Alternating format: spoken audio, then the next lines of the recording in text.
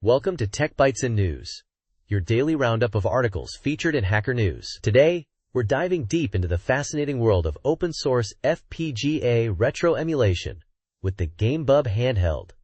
It's a seriously impressive project. I'm buzzing with excitement. An FPGA-based handheld? That's next-level stuff. What makes GameBub so special? Well, it's not just emulation.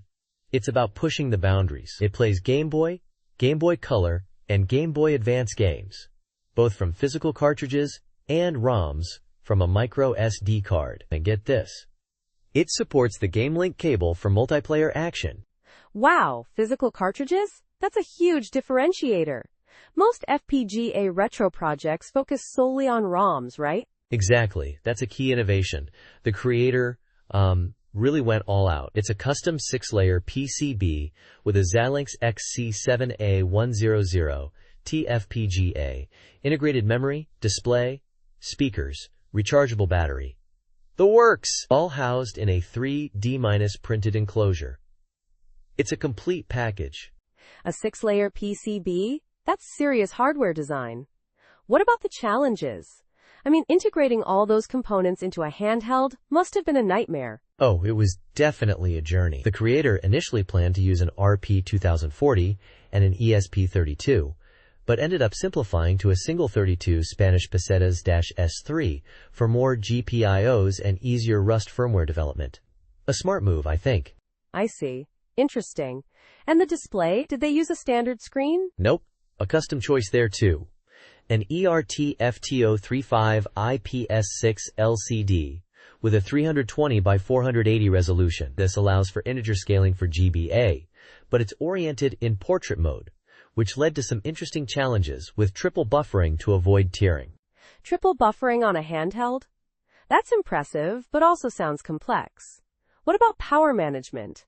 That's always a big hurdle in portable devices. Absolutely. They used a TIBQ 2407X battery charger IC and a max 17048 fuel gauge for safe and efficient charging and battery level monitoring. They even implemented a graceful shutdown using a push-button power switch. Very thoughtful design. That's meticulous.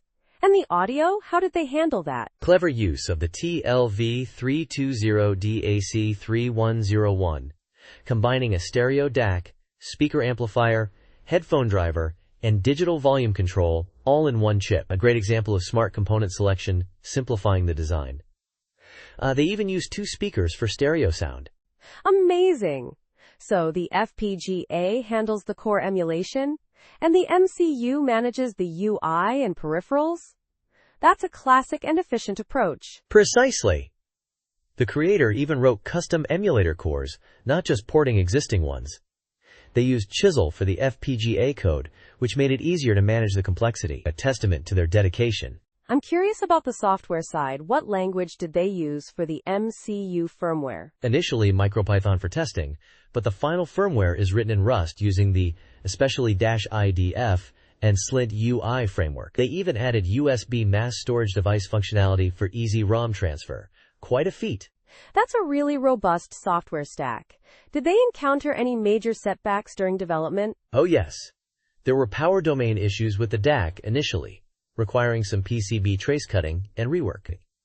And getting the GBA cartridge support working perfectly was a long and challenging process, involving extensive logic analyzer debugging and a deep dive into cartridge timing, a true testament to their perseverance. It sounds like a wild ride. What about the enclosure? Was that 3D printed? Yes, initially with FreeCAD and SLA resin printing. But the second revision used Fusion 360 and even included custom LCD cover glass. They even created a dock with USB-C video output and Bluetooth controller support using a Raspberry Pi Pico W. The attention to detail is incredible. This is truly a remarkable project. The level of detail and the sheer amount of work involved is astounding. It's a great example of what's possible with open-source hardware and software. What are the next steps for the creator? They plan to finish the dock, improve emulator accuracy, add more UI features, and explore adding support for the Game Boy Advance wireless adapter over Wi-Fi. There are also plans for expansion boards for things like IR communication and a solar sensor. The possibilities are endless. This is inspiring. Thanks for sharing this amazing story with us. It's a true testament to the power of open source collaboration and individual ingenuity. My pleasure. And thank you for listening to Tech Bytes and News. We hope you enjoyed this deep dive into the GameBub project. Have a great day, and we'll catch you next time. Bye-bye.